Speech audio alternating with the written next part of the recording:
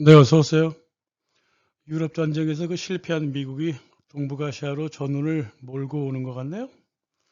하지만 전쟁의 파도세가 약해져 가지고 동북아시아를 흔들지는 못할 것 같아요. 하지만 아직도 이제 뭐 한국이나 일본에는 전쟁을 뭐 스타크래프트 게임 정도로 아는 인간들이 있어요. 저는 그 코소보에서 전쟁 한번 딱 봤는데요. 이 전투라는 게 없더라고요. 그냥 무조건 폭격이에요. 지하실에서 살아야 돼요. 잠시 나왔다가는 이제 폭탄 파편에 맞아 죽죠. 그래도 그렇게 전쟁을 하고 싶다면 돈이 얼마나 있나 보자고요. 예, 전투는 뭐 무기하고 전술 갖고 하지만은 전쟁은 돈으로 하잖아요. 근데 한국에 무기나 뭐 돈을 대줄 나라나 있나 모르겠네요. 전쟁을 하는 당국은요. 세금, 국내 융자, 해외 융자, 화폐 과잉 발행, 인플레이션 이걸 통해 갖고 전비를 마련합니다. 그러나 자국에서 전쟁을 한다면 이 모든 전비는 중장기적으로 보장을 받을 수가 없죠. 당연하죠. 자국이 다 깨져버리는데. 일단 정부에 충성하는 국민이 있어야 돼요. 그런 국민이 없다면 월급을 많이 줘야죠. 지금 월급 갖고는 뭐 턱도 없고 전쟁이 자국에서 터지면 세금도 못 걷어요. 무기 생산할 곳을 확보해야 되는데 한국이라고 하는 나라는 나라가 좁아가지고 군사시설이 먼저 폭격당해버리죠. 은행으로부터 민간 융자를 받아요? 못 받아요. 한국에서는 우리은행 빼고는 한국은행 모두가 외국은행이잖아요. 외국 거잖아요. 삼성, 현대, 기아, SK 이 글로벌 기업들이 누가 정부한테 융자를 해줘요? 안 해주죠. 도망쳐버리죠. 알 만큼 아는 한국인들이 전쟁 터지면 정부가 발행하는 그 과잉화폐, 그 휴지 조각을 쓸 것 같아요? 물물 교환하겠죠. 카카오페이 쓰겠어요? 물물 교환을 하든가 귀금속을 쓰든가 아니면 달러를 쓰겠죠. 전쟁이 길어지면 해외 융자 기대할 수도 없고요. 미국이 융자 해줍니까? 지들도 괴로운데. 나라 망하면요. 미국과 중국은 한반도를 통째로 중국한테 줘버릴 것이 거의 확실합니다. 그리고 미국은 중국으로부터 아시아 금융하고 산업적인 보상을 얻어내겠죠. 미국은 우리를 이미 4번을 배신했어요. 5번째 배신할 거예요. 동부에서 전쟁이 벌어지면. 그래도 미국이 그렇게 좋으면 말 그대로 너 나가서 전쟁하세요. 한국을 전쟁터로 만들지 말고. 다시 한번 말씀드립니다만은 전투는 전술과 무기로 하지만 전쟁은 돈으로 합니다. 국내에 투자한 외국인들의 융자를 받으려면 자국 바깥에서 전쟁을 해야 돼요. 제2차 세계대전 때 독일이 그랬잖아요. 또한 제2차 세계대전 때 프랑스가 잘 보여줬듯이 자국에서 전쟁을 벌였기 때문에 내수 경제가 약해지고 결국은 패전해 버렸습니다. 군수 공장을 돌리던 독일은 자국에서 전쟁 안 했어요. 그러니까 군수 생산이 가능했죠. 우리가 지금 예를 들고 있는 스페인은요. 세금도 없었고요. 용자도 없었고 모두 없었어요. 아무것도 없었기 때문에 금을 팔고 지폐를 왕창 찍어서 전쟁을 할 수밖에 없었고 그래서 패했고 전쟁이 끝나고 나도 20년 동안 기근에 시달릴 수밖에 없었습니다. 차라리 스페인은 말이에요. 한국 전쟁처럼 유엔이 대리 전쟁을 나간 게 더 나았다고. 하지만 앞으로 한국에서 전쟁 벌어지면 유엔이 대리 싸워주나? 모든 것을 다 우리가 해야 돼요. 모든 게 다 물거품이 돼버리죠. 한국은 전쟁 도중에 군수산업 돌리기에 나라가 너무 작아요. 전쟁 초기부터 파괴돼 버립니다. 중국, 러시아, 일본한테 둘러싸여 있어갖고 향후 불확실성이 너무 많아갖고 해외 융자도 없다고 보는 게 옳습니다. 국내 융자는 말할 것도 없고 세금은 당연히 거둘 수 없죠. 그래서 한반도에서 전쟁이 벌어지면 모두가 망해버리는 거예요. 그걸 알아야 돼요. 이제 남한도 없고 북한도 없습니다. 한반도 전체가 중국한테 식민지가 돼버리죠. 계산해 보세요. 저는 전쟁에 대한 기본 이론하고 사례를 제시를 해줄 테니까 스스로 계산을 한번 해보시라고 우리 노인네들 전쟁 좋아하는 노인네들 한국은 제2차 세계대전 때 영국이 아니죠. 영국은 전쟁 도중에 세금도 다 걷었고요. 융자도 받았고요. 화폐도 발행했어. 모두 선을 넘지 않는 수준에서 정상 경제를 유지했다고요. 한국에서 전쟁 나면 영국과 정반대죠. 모든 것이 휴지가 돼버리고 국민은 고기 분쇄기에 갈아서 사라질 것이고 두 번 얘기하지만 결국은 중국의 식민지가 될 것이다 이 말이에요. 한국이라고 하는 나라는 전쟁을 하면 나라 자체가 망해버리는 구조를 갖고 있다고요. 한국이라고 하는 나라는 전쟁을 할 수 없는 나라예요. 따라서 우크라이나처럼 혹은 폴란드처럼 좌우 갈등을 벌이지 말라 했던 겁니다. 그래서 갈등을 일으키지 말라 이 말이에요. 이게 또한 제가 한국이 중립국이 되지 못한 것을 되게 아쉬워하는 하나의 또 요인이 되기도 하죠. 한국은요, 남한과 북한을 막론하고 전쟁하면은 한반도 자체가 망해버리는 그런 구조를 갖고 있어요. 자, 차근차근 예를 들어 드릴게요. 비교해서 생각을 해 보십시오. 한번. 스페인 전쟁은요, 한국이 앞으로 닥치게 될 전쟁 위험에 좋은 교훈을 줘요. 일단 스페인의 보수적인 사람들이요, 욱하는 성질이 있다고. 그게 한국 사람과 닮았어. 욱해요, 이 사람들. 프랑코도 그렇고, 프랑코 밑에 장성들도 그렇고, 프랑스에 그 많은 사람들이 그렇단 말이에요. 스페인 문화 특성상 말이에요. 처음에 또 욱하다가 스스로 또 뒤로 물러나. 스페인 사람들이 그래요. 성격 뭐 무르르 그래가지고. 그래서 우파 연합은 말이에요. 감정적으로 쿠데타를 계획했습니다. 그래서 단 며칠 만에 성공한다고 믿었어. 하지만 실패했잖아. 그 실패하니까 이쪽이 우파 연합 사람들이 어떻게 행동해요? 지주들은 땅을 다 버렸죠. 부르주아들은 다 도망쳤죠. 그래서 도망쳤으면 그것으로 끝내면 되잖아. 근데 쿠데타 자금을 500만 파운드를 영국에서 갖고 왔거든요. 그러니까 영국 은행이 그러잖아. 쿠데타를 계속하라고 부추겼고 돈 갚으려면 전쟁하라고 부추겼고 쿠데타 자금을 연결시켜준 무솔리니도 이거 무솔리니가 연결시켜준 거거든. 쿠데타 자금. 이탈리아가 도울 테니까 걱정하지 말고 전쟁하라 그랬습니다. 우크라이나하고 똑같아요. 독일도 거들었어. 그러니까 쿠데타 세력이 다시 모여갖고 뭉쳐갖고 프랑코 군대를 이끌고 들어와서 스페인을 전쟁터로 만들어 버렸습니다. 이 프랑코 군대를 모로코에서 배를 태워준 자가 무솔리니하고 히틀러였어요. 그러니까 프랑코는 지금의 젤렌스키죠.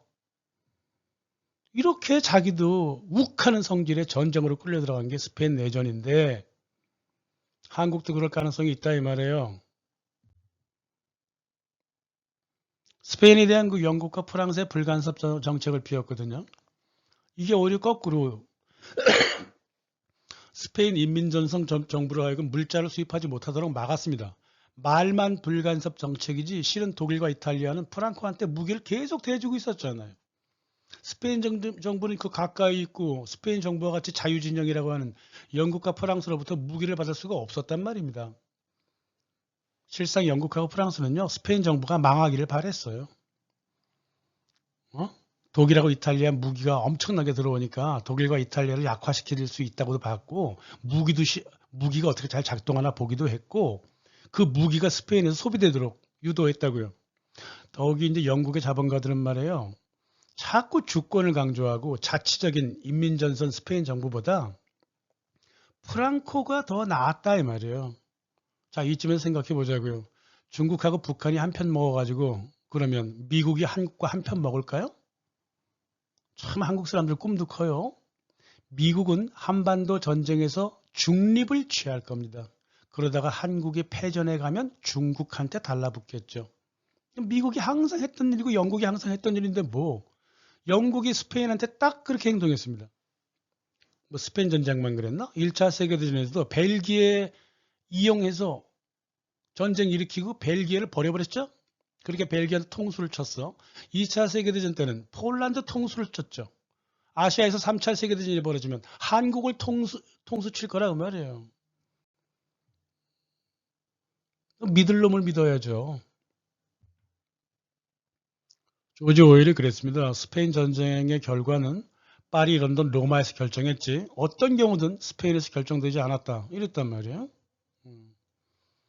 그러니까 스페인 스스로가 전쟁하려고 하는 건 아니야. 구테타 정도 실시하고 말라 그랬다고.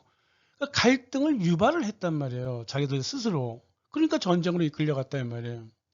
또 클레먼트 애틀리 영국 총리는 이렇게 응답을 했죠. 영국이 불간섭 정책을 폈는데 이거는 영국이 2년 반 동안 스페인에서 전쟁을 일으켜서 프랑코한테 권력을 넘겨주는 그런 위선이었다 이 말이에요. 그 한국 사람들 잘 생각을 해야 돼요. 옛날 스페인 보수 세력들처럼 그냥 욱 해가지고 전쟁이니 뭐니 떠드는 순간 그 전쟁이 실제로 결정되는 것은 한국 정부가 결정하는 게 아니라 미국 정부가 결정해서 한국인들을 고기 분쇄기로 쓸어 넣어간다 이 말이에요. 한국 사람들한테는 전쟁 결정권이 없어요. 옛날 스페인 사람들처럼 지금 우크라이나 군인들처럼 그거 죽어주는 게 다입니다. 그게 한반도 전쟁에서 한국인이 하는 역할일 뿐이에요. 어떤 것도 결정할 수가 없는 사람들이 무슨 전쟁을 떠드냐고. 제가 반전주의자이기 때문에 저는 뭐 철두철미한 반전주의자예요. 그렇기 때문에 이런 말씀을 드리는 게 아니라요. 실용적으로 안 된다는 걸 말씀드리는 거예요. 실용적으로. 승전할 수 있다면 뭐 저도 반전 의견을 접을 수도 있겠죠. 하지만 이건 패전이 100%이기 때문에 남측에 서든 북측에 서든 둘 다 패전한다고요. 그래갖고 나라 자체가 중국한테 넘어가 버릴 거예요. 거의 확실하기 때문에 반전을 얘기하는 거고 그 사례로 스페인을 예를 들어주는 거예요. 1936년 스페인 정부를 지금 한국 정부랑 비교해 보시고 프랑코 군대를 북한으로 비교해 보면 돼요. 한국은 더욱더 상황이 심각하지만 그때보다 1937년 초에 프랑코한테 적대적이지 않았어. 영국하고 프랑스가. 이 영국하고 프랑스가 프랑코 해안을 지켜줬잖아요. 물자가 얼마나 들어왔는지 아무도 몰라요.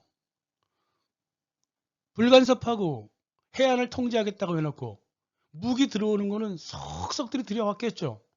그러니까 끝없이 독일과 이탈리아의 무기가 들어왔겠죠. 그죠? 대신 이 공화국 정부, 스페인 정부의 해안을 통제했던 독일하고 이탈리아는 스페인 정부로 무기가 들어가는 것을 철두철미하게 막았겠죠. 그러니까 공화국 정부가 독일 함선한테 폭격을 가했던 거예요. 이렇게 해안을 봉쇄했다고요. 예. 한반도에서 전쟁이 벌어지면 일본이 남해안과 동해안을 봉쇄 안 할 것 같습니까? 합니다. 서해안은 중국이 봉쇄하겠죠. 한반도는 완전히 사면초가 돼버리는 거예요. 어디서 물자를 들여오지도 못해요. 딱 스페인 정부 꼴이 나버린다고요. 어떤 미친 나라가 전쟁이 터진 나라 해안 봉쇄 안 하는 나라가 세상에 어디 있어요. 불똥 튈까봐 해안 봉쇄 꼭 한다고. 그럼 물자가 자유롭게 들어오겠어요? 안 들어오죠. 만약에 일본이 한국한테 무기를 제공해봐. 중국이 가만히 있겠어요? 북한이 가만히 있겠어요? 그러니까 일본도 벌벌 떨면서 아무 짓도 못하고 한국으로 무기 들어가는 거를 철두철미하게 막을 거라 그 말이죠. 아무튼 전쟁에 필요한 세금, 국내 융자, 해외 융자, 화폐 발행 요 네 가지 조건 중에서 스페인 정부는 해외 융자는 이미 완전히 끊겼다고 봐야 되는 거예요. 무기도 끊겼고요. 예. 그래서 전쟁 초기 4개월 동안 소총도 거의 없었을 정도로 무기가 없었습니다. 그러니까 프랑코 군대한테 얻어 터지기만 한 거죠. 하지만 프랑코는 자유롭게 독일과 이탈리아의 무기를 가지고 와서 활용을 했죠. 독일 같은 경우는 게르니카 공중 폭격까지 할 만큼 프랑코의 군사력을 키워줬다고요. 스페인 정부는 거의 소총에만 의지해야 했습니다. 이게 앞으로 만약에 한반도에서 전쟁이 벌어지면 정확하게 남한 정부에게 벌어질 일이에요. 해외 융자 끊겨버립니다. 반면 프랑코는 엄청난 7억 6천만 달러를 독일하고 이탈리아한테 꿨어요. 그리고 나중에 갚아준다고 그랬습니다. 그러니까 일단 재정 상황이 스페인 정부만큼이나 좋았던 거죠. 예. 스페인 정부는 원래 프랑크보다 훨씬 부자였어요. 그럴 수밖에 없죠. 스페인 정부의 돈이 근데 중요한 건 전쟁에 쓰는 돈이 아니라 일상생활, 뭐 사회조직, 교육, 복지에 썼던 돈들이라서 이 돈들을 전비로 돌리기가 굉장히 어려웠다고요. 프랑코는 5년이 7억 6천만 달러를 지금의 이제 170억 달러거든요. 170억 달러를 빌어갖고 전쟁을 오로지 전투에만 쓸 수가 있었다 이거죠.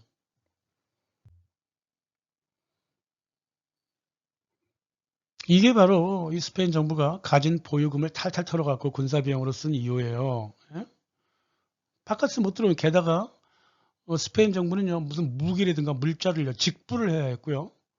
프랑코 군대는요 독일하고 이탈리아한테 후보를 약속했습니다. 그러니까 아무리 스페인 정부가 프랑코 군대보다 더 부자였다고 해서 남한이 북한보다 더 부자였다고 해서 가진 돈만 갖고 전쟁을 한다는 것은 이건 어불성설이에요. 하물며 미국도 러시아도 무기를 적절하게 다른 나라부터 들여온다. 가진 돈이 좀 있다고 그걸 모두 전쟁에 써버려요? 나중에 어떻게 하려고 그래요? 이거는요 차관을 쉽게 들여왔던 프랑코 군대한테 지게 되어 있습니다.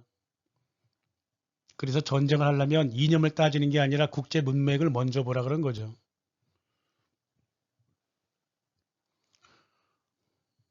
남한하고 북한하고 전쟁을 벌이면은 누가 해외 융자를 해줘요?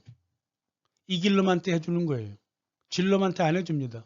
그리고 자기가 삐까삐까한 권력을 가진 나라에 연관된 나라한테 해줘요. 미국이 중국과 삐까삐까한 권력을 갖고 있잖아요. 그럼 남한한테 해줘요? 북한한테 해주겠죠. 그게 바로 영국이 자유진영이라고 하는 영국이 파시스트 프랑코한테 3천만 파운드 대출을 계획한 이유다 이 말이에요. 쉽게 생각해 보세요. 한반도에서 전쟁이 벌어졌다. 어느 나라가 어느 부대한테 대출을 해줄까요? 남한 정부한테 대출해 줄 나라 난 단 한 나라도 없다는 게 내 결론이에요. 게다가 한국 외교는요 지나치게 형식적이고 이익중심적이라서 중국이나 러시아처럼 역사 따지고 우정 따지고 뭐 체면 따지고 명분 따지는 그런 나라가 아니었어요. 그런 외교를 해본 적이 없어요. 그리고 전쟁처럼 굉장히 현실적인 일이 벌어지면 한국 정부는 고립됩니다. 그렇게 되어 있어요. 누가 외교를 그런 식으로 하래요?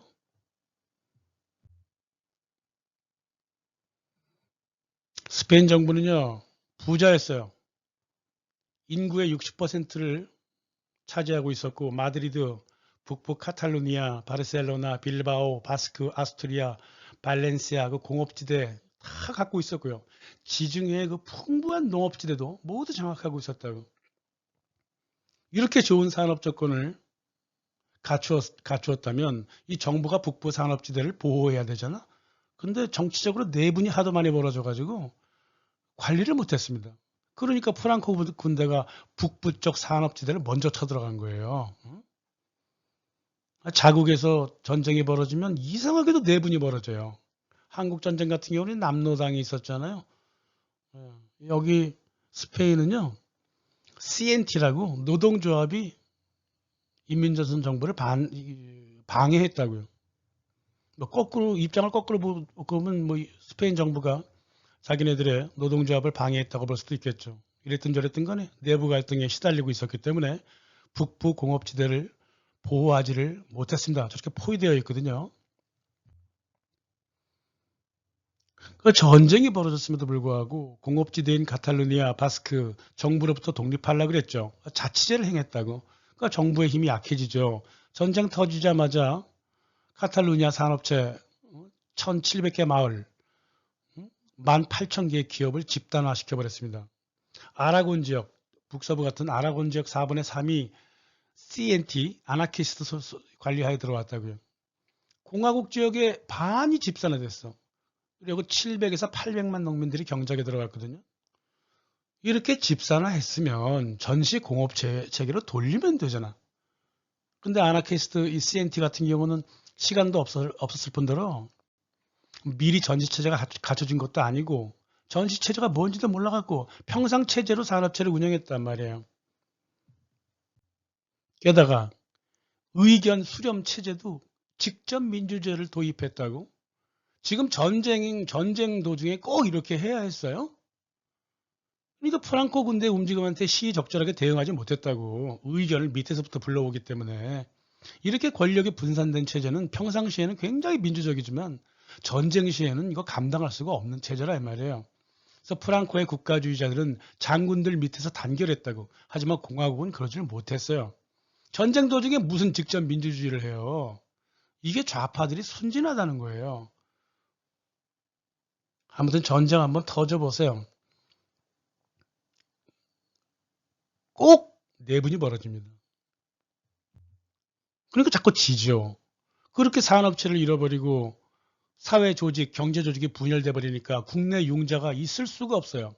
해외 융자도 없는데 국내 은행도 돈을 안 빌려줘. 아니요, 돈도 없어. 기업과 토지를 통해서 뭐 지대를 강출하고 싶어도 CNT 때문에 못했어요. 왜냐하면 기업과 토지를 집산화시켜 쌌으니까 법인세를 못 내잖아요. 기업을 자치화시켰는데 어떻게 세금을 내? 그래서 세금이 들어올 수도 없었고 국내 융자도 없었다 이 말이에요. 한반도에서 전쟁이 터지면 국내 융자 받을 수 있을까요? 못 받을 겁니다. 다 도망치거나 나라가 작아가지고 비행기들이 산업체 공장부터 파괴할 거예요. 울산 공업단지 무슨 뭐 진해 다 거기 때려 부술 겁니다. 비행기는 뭐 30분만 가면 산업단지가 하나씩 나오는데 그거 못 때려 부셔? 다 때려 부시죠. 국내 융자가 있을래야 있을 수가 없죠. 스페인과 똑같아지는 거예요. 이유는 다르지만 전쟁 세금으로도 해야 되거든요. 특히 나치 독일이 전쟁을 세금으로 했어요. 한 40%인가? 전비의 40%가 세금으로부터 나왔다고. 그러나 스페인 같은 경우는 프랑코뿐만이 아니라 인민전선 스페인 정부도 세금을 거둘 수가 없었어요. 1935년 20억 페세타 세금이 4억 페세타로 줄어버렸다고. 이 노동조합 CNT가 세금을 철폐해버렸습니다.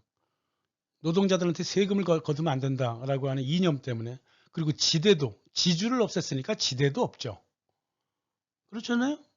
자치화한 공장하고 기업은 법인세를 낼 수가 없고, 법인세를 낼 수가 없으면 뭐 전시체제로 운영을 해야 되는데 그러지도 못했고 그렇게 됐단 말이에요.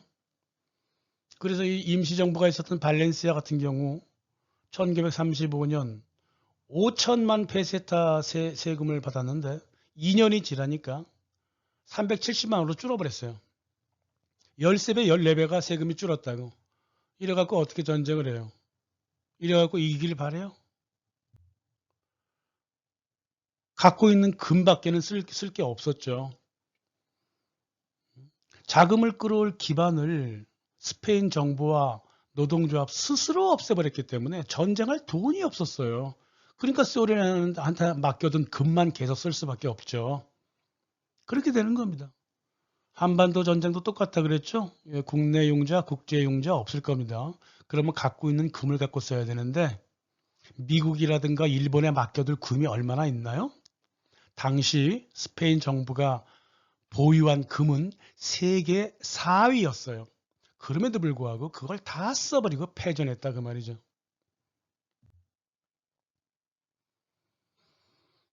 자, 세금 사라지고 금 사라지고 국내 융자 없고 해외 융자 없으면 이제 정부는 뭘 갖고 전쟁을 하죠? 화폐 찍어내는 거죠. 화폐 찍어내는 거예요. 그럴 수밖에 없어요.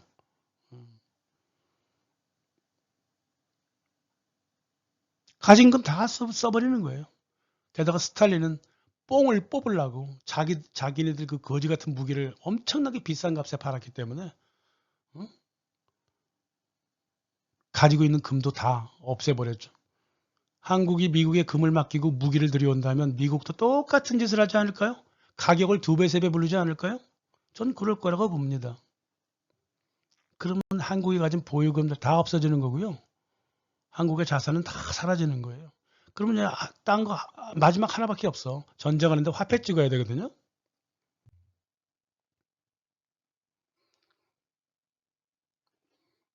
프랑코의 국가주의자들은요, 점령지에 들어갈 때마다 노동조합하고 정당을 해산시키고 산업체를 돌려갖고 병참을 지원했어요. 무기 생산할 정도는 아니에요. 하지만 작은 수준의 병참 정도는 공급했다고. 그러니까 프랑코 군대는 자기가 점령한 지역의 노동자들을 공장에서 일하게 할 수 있었기 때문에 실업률도 낮출 수 있었고 무엇보다도 프랑코 군대가 찍은 화폐들, 인플레이션을 낮출 수가 있었다고. 그러나 인민전선은 산업체 자체가 없어갖고 일할 사람이 없으니까 실업률이 늘어나고 소비재가 많아지니까 인플레는 계속 벌어진다고요.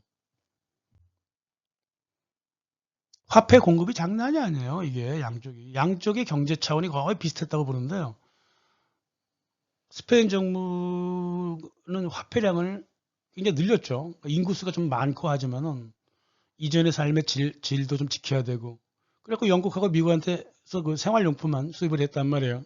근데 산업이 뒷받침되지 않으니까 화폐만 계속 찍어댔던 거죠.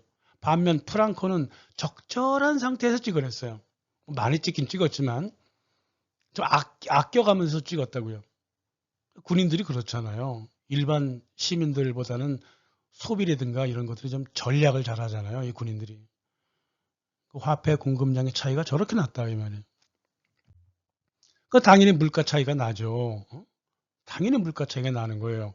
프랑코 군대가 점령한 지역의 물가는 크게 오르진 않았어요. 근데 스페인 정부가 관리하는 지역은 물가가 굉장히 올라버렸죠. 끝없이 올랐어요. 예.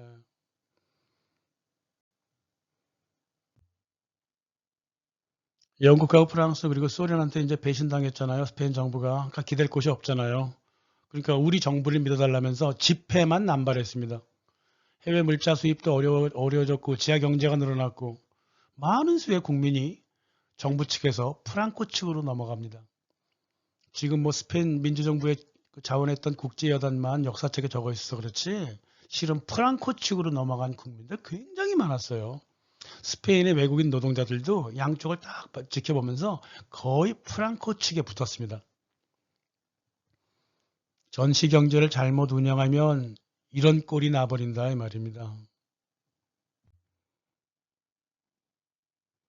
전시 경제는요, 프랑코처럼 조금 악랄해야 이겨낼 수 있습니다. 스페인 정부처럼 그렇게 느슨하게 하면 안 돼요. 스페인 정부는 전쟁 비용 총 400억 페세타를 썼거든요. 프랑코 군대가 점령지마다 정부 집회를 금지했으니까 금지한 만큼 더 찍은 이유도 있어. 물론 금융 거래를 막은 영국, 프랑스, 미국의 악행도 한몫했지만 그랬습니다. 하지만 프랑코 군대는 아주 아껴서 돈을 썼어요. 7억 6천만 달러 무기를 독일과 이탈리아에서 훈합으로 들여온 것 더해서 포르투갈, 영국, 스위스 사설은행한테 융자까지 받았다고요. 그 융자의 근간에서 82억 페세타를 추가로 과잉 찍어댔습니다. 그래도 인플레이션이 크지는 않았어요. 그러니까 스페인 정부는 돈은 무지막지하게 찍어대고 또 비용을 그렇게 쓰고 했음에도 패전했다고 말이에요.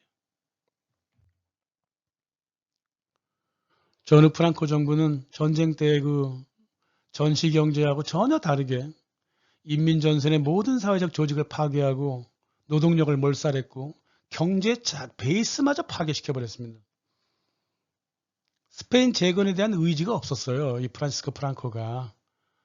전후 경제가 엉망진창이었습니다. 자기가 집권하고 15년이 지나야 전쟁 전의 경제 상태로 되돌아올 수가 있었습니다. 저는 프랑코를 보면 딱 이승만 생각이 나요. 전쟁 재건에 아무런 관심이 없고 오로지 정치 투쟁에만 매달렸던 프랑코였단 말이에요. 또 무조건 또 사람 죽인다고요. 제2차 전쟁 끝나자마자 제2차 세계대전 또 일어났잖아요. 그러니 얼마나 힘들겠어. 사망률, 질병, 기하율이 뭐 천정부지였고 내전이 끝난 뒤 10년이 넘었지만 스페인이라고 하는 나라는 마치 한국 전쟁의 부산처럼 가난했고요. 여전히 전시 배급 사회로 남아 있었고요. 소유권 자유시장 떠들었지만 프랑코 정부는 그런 경제를 알 수도 없었고요. 자급자족에만 매달렸고요. 시장을 굉장히 통제하면서 사람들을 잡아 죽이는 거에만 정신이 팔렸다고 말해요.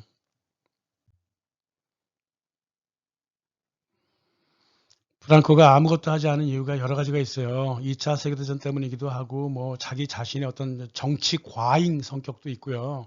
전쟁으로 망가진 산업 일으키기가 힘들다 뭐 이런 것도 있었고 하지만은 전반적으로 봤을 때 자국의 국내외 환경을 고려하지 않고 무작정 전쟁에 뛰어들어갔고 산업 기반, 노동력, 금융을 파괴한 스페인 국민 전체의 책임이라고 볼 수밖에 없는 겁니다. 이게 함부로 전쟁을 떠들고 그랬단 말입니다.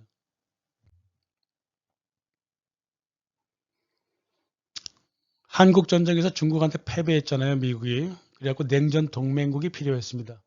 그래서 1953년 9월 한국전쟁 휴전회담 끝나자마자 스페인하고 상호 방위 조약을 맺어요. 그래갖고 스페인을 군사 요충지로 삼고 아이젠하워는 스페인한테 4억 5천만 달러를 준다 그래놓고 스페인에 미군 기지 4개를 두기로 했습니다. 그리고 나서 1년 후에 한국하고도 1954년 상호 방위 조약을 맺어갖고 똑같은 딸랑이 미국 주둔군을 국가를 만들었다 그 말이죠. 원조 많이 해줬어요. 아이젠하워가. 한국도 많이 해줬고요. 근데 스페인보다 한국한테 더 많이 해줬습니다. 아이젠하워가. 일본이 더 크다고 봤기 때문에. 스페인은 뭐 군사적 전략 요충지라고 하는 것밖에 없었고요. 그러니까 그렇게 많이는 안 줬어요.